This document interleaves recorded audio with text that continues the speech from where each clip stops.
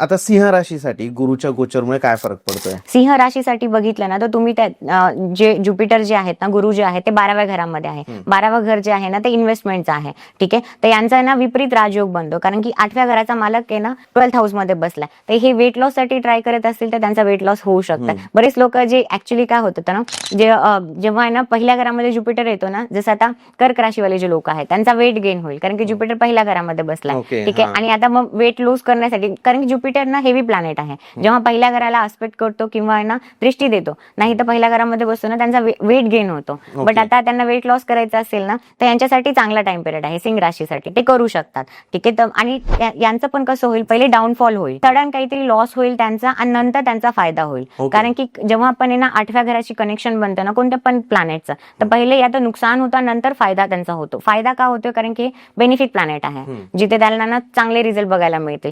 पहिले नुकसान काहीतरी होईल, नंतर काहीतरी चांगला फायदा होईल. हा, आणि स्टुडंट जर ट्राय करत असतील की त्यांना हायर एज्युकेशन साठी फॉरेनला जायचं तर जाऊ शकतात. फॉरेनला जाण्याचे चान्सेस आहेत, कारण 5th हाऊस लॉर्ड 12th मध्ये गेलाय.